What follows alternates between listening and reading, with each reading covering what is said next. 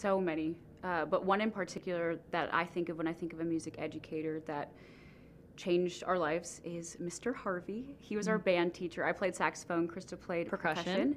And early on, when we started showing interest for music, we would go into his band room and he had this little setup to record vocals. And when we recorded our very first album, this was when we were 13, so young, and 15 years old, we would go record our vocals in his band room, send them to a producer in Arizona, and go back and forth. And he would record music videos for us. He would have me solo in jazz bands, sing solos, and he was always giving opportunity. He was always giving opportunity to us and just encouraging us. And I remember, during my study hall in high school, he would let me come into the band room and practice guitar every weekend. Really? Yeah, not every weekend. But I remember, honestly, he would let me during study hall, when I probably should have been doing other stuff, he would let me come into the band room and practice guitar. That's amazing. Yeah. So cool. Well, look, it paid off. Yeah. Yeah. Well, I just think everybody should have access to music education, no matter where they're from.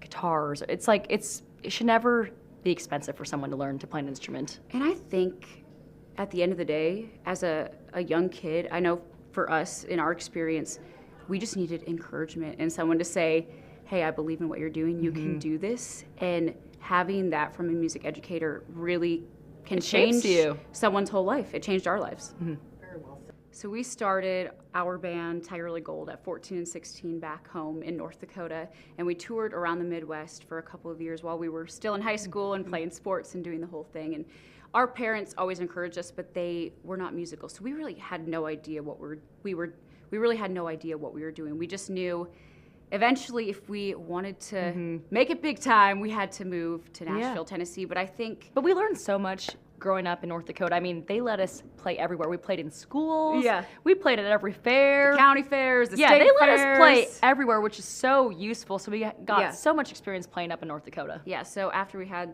that experience and enough confidence built up, then we moved to Nashville. And I think coming from the Midwest, and our parents are incredible, and they just taught us to work as hard as you can, be good to people, and that's kind of been our mentality the whole time. And always, all we've ever wanted to do is make a living playing music. So when we moved to Nashville, we had that mindset, and we got to work, and we ended up playing on Lower Broadway. So we were playing for tips for about 3 years of our lives, and that's what we did in our early days of Nashville. Well, it's a great question. Man, to be performing at Nissan Stadium tonight is a dream come true, honestly. We got to go to our very first CMA Fest 11 years ago.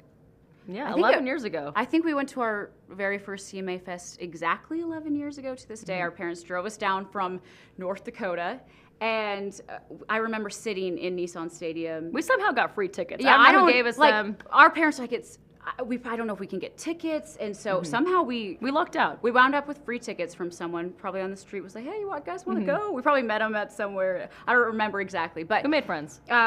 We sat down, poured down rain. The people next to us gave us garbage bags to put over our outfits, and I just remember being like, this is the most people I've ever seen in one place at a time. I love country music so much. How do I be a part of whatever this is forever?